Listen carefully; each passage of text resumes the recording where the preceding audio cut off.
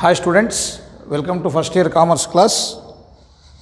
We were discussing earlier opportunities of business in 21st century. In this class, we are going to discuss about the challenges of business in 21st century. See, whenever there are advantages, I told you many times, there will be disadvantages also. Whenever there are advantages, there will be disadvantages also, some challenges also will be there.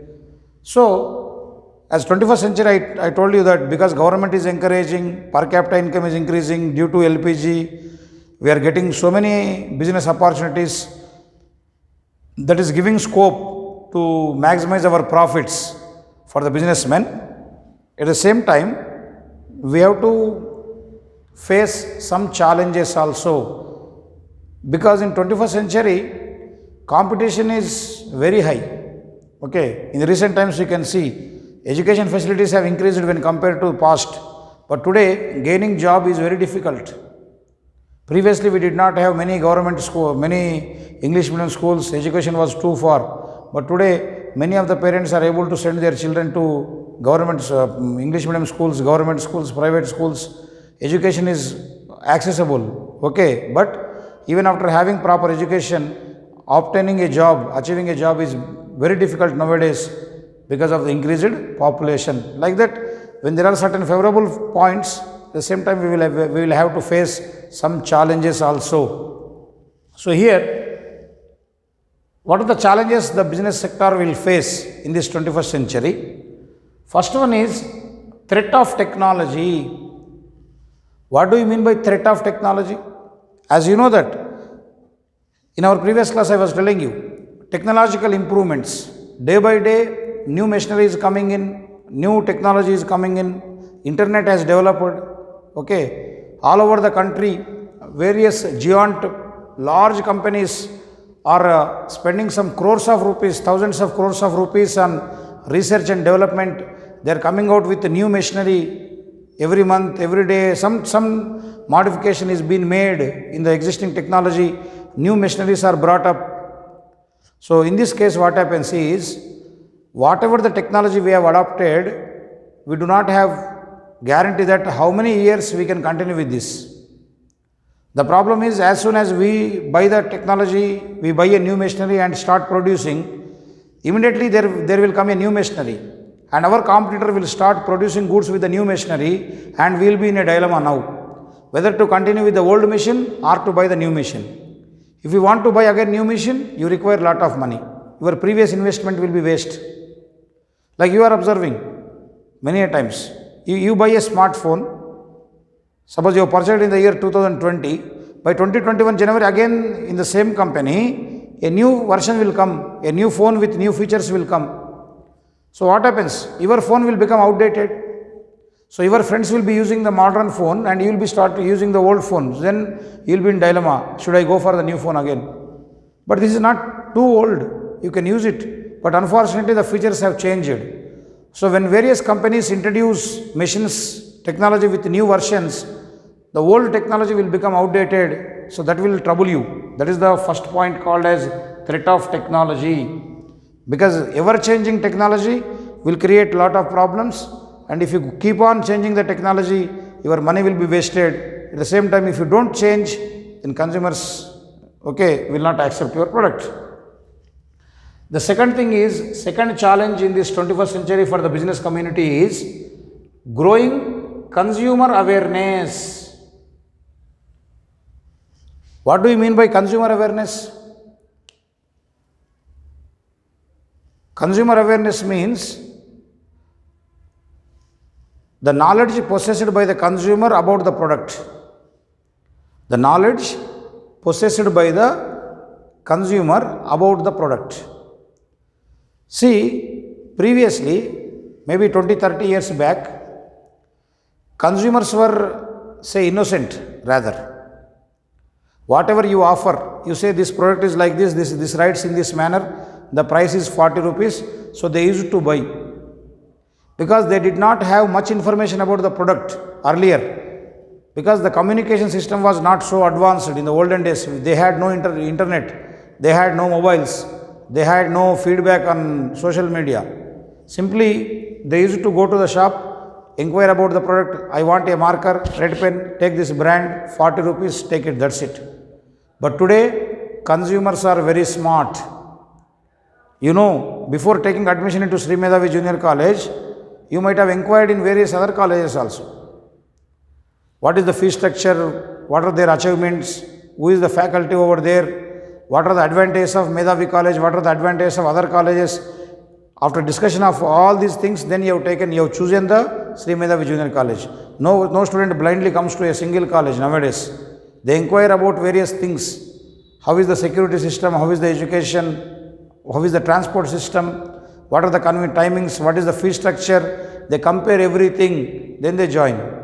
This is what called consumer awareness.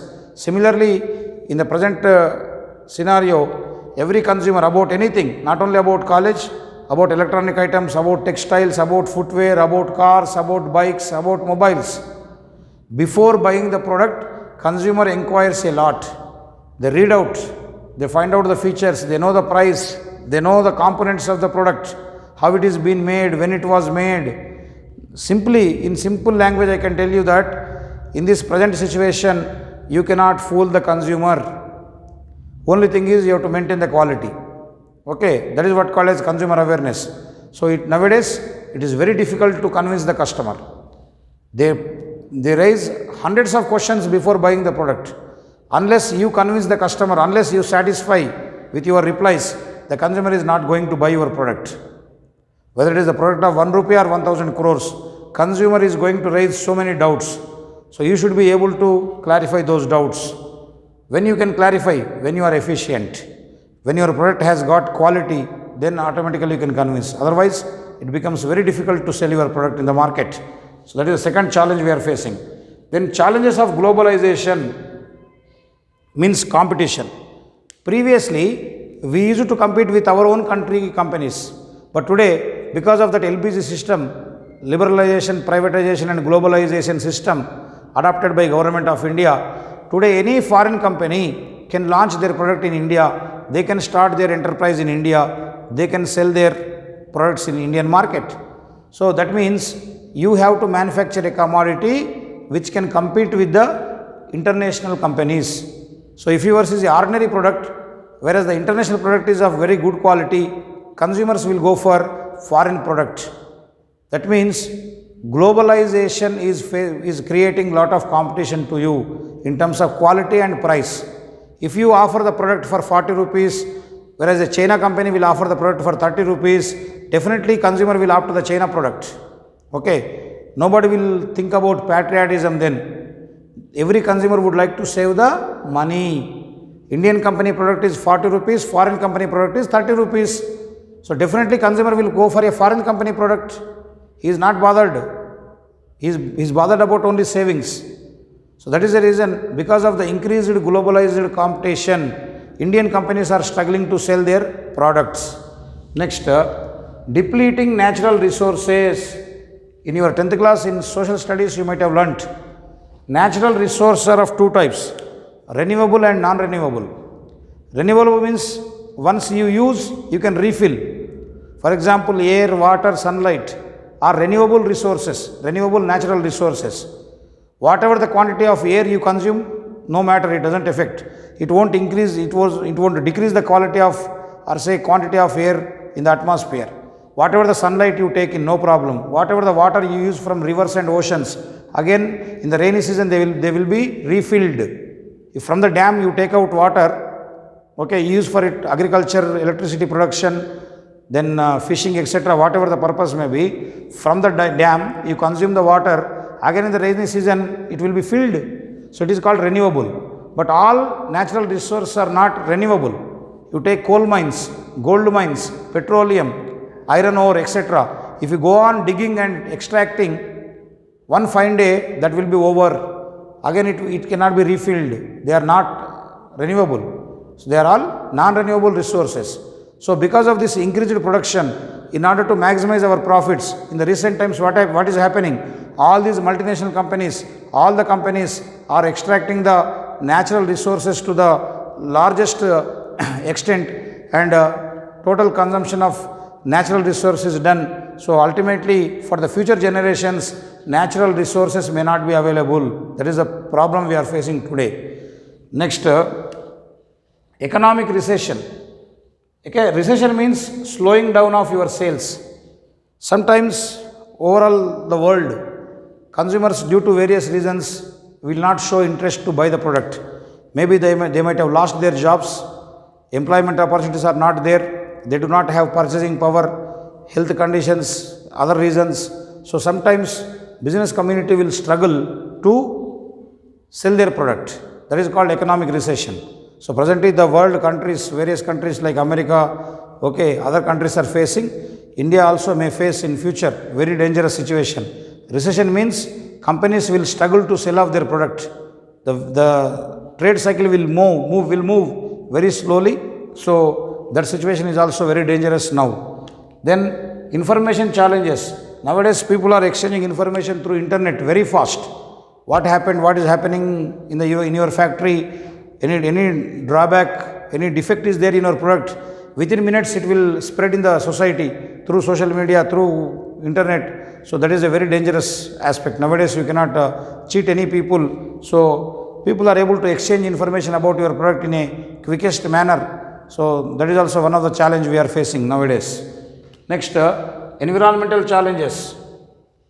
So nowadays it is the responsibility of every businessman, every industrialist, every entrepreneur to produce goods and services which are of eco-friendly in nature. Means we are not supposed to degrade the environment. Means don't cause pollution, don't increase the air pollution, water pollution, whatever it may be. See that whatever the goods and services you produce, with that environment is not degraded. You are going to protect the environment.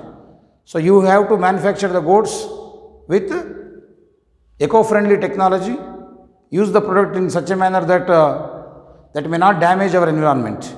That is the reason you see today the entire world is promoting paperless work.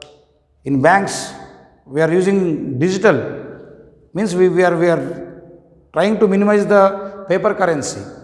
Okay, in 2016 November, Government of India went for demonetization. So all were forced to use only debit and credit cards. Bank payments are encouraged. Even nowadays we have got lot of electronic payments like Google Pay, Phone Pay are extensively used. It means we are minimizing the usage of currency. Paper ka istemal kam karo. So right, even you go to bank, you need not fill the form. Simply through your mobile you do it. Use ATM card. Don't take the receipt. So paperless work is encouraged. So that means we have to save trees. So like that, don't burn coal so that lot of air pollution may take place. Minimize the water consumption, save water. Then take the measures for water conservation.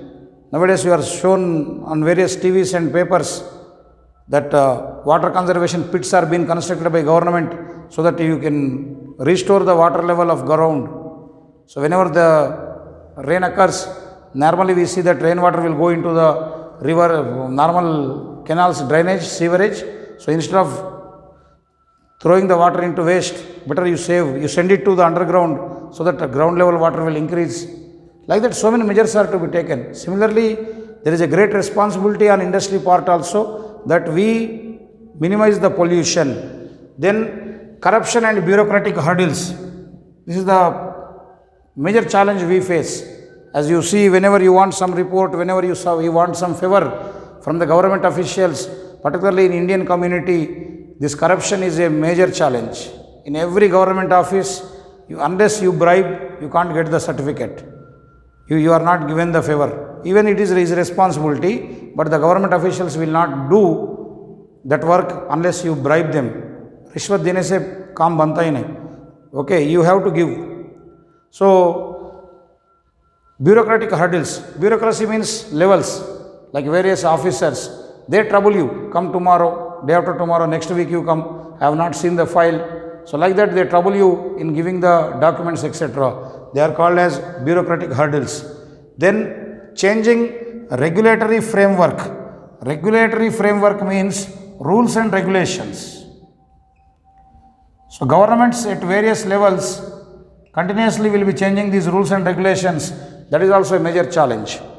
Actually, we plan according to the existing rules, but unfortunately in the future, suddenly government will change the policy, government will change the rules, then we will be in trouble. Clear? Next, human resource challenges. Even though the population is increasing, even though the unemployed youth are increasing in the society, unfortunately in the present situation, we are not finding the right people for the right job. People are there, but unfortunately they are not having suitable skills for the required job. For example, I know commerce, but unfortunately if I don't know how to teach online, so then I am not a right person to take online classes.